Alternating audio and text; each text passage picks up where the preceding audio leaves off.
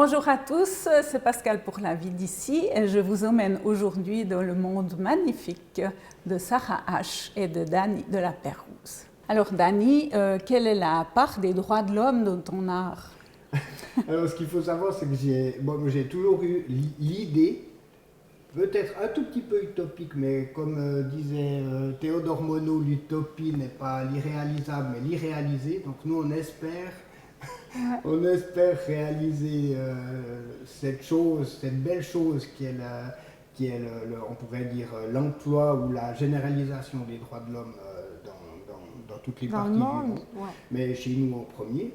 Et pour faire connaître les droits de l'homme, je me suis dit qu'il y avait peut-être quelque chose à faire, point de vue des écoles, et j'avais décidé de faire... quelque part, mon idée, c'était de plier la Charte des droits de l'homme sous forme d'un avion et puis de le lancer dans le monde, on va dire comme ça.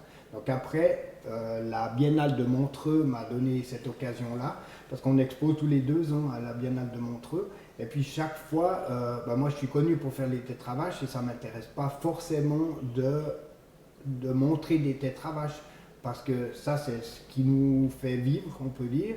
Et puis, je peux montrer d'autres facettes de mon art et mes idées en faisant d'autres choses qui sont plus ponctuelles, puis sous forme d'une seule œuvre que je ne vais pas forcément vendre. Et là, c'est ce qui s'est passé avec le Messager, que j'ai appelé comme ça, c'est l'avion en fait, il n'est pas en papier, il a la forme d'un avion de papier, mais il est en aluminium. Donc, je l'ai dessiné, on l'a créé avec un ami. Pour les pliages, soudés, et puis ensuite on l'a fait thermolaquer en blanc, puis on l'a amené dans notre grand salon quand même, et on l'a transformé en table à manger pendant quelques semaines, et puis entre 2 assiettes, on collait les articles qui sont en autocollant. Oui. Donc petit à petit, en mesurant pour que ça fasse vraiment la réalité d'une page pliée. Oui. Et puis ça, on l'a exposé d'abord à la Biennale de Montreux. Et puis, le but est de... Après, on était exposé à Strasbourg, on était exposé un peu partout. À l'ONU, à Genève. Voilà.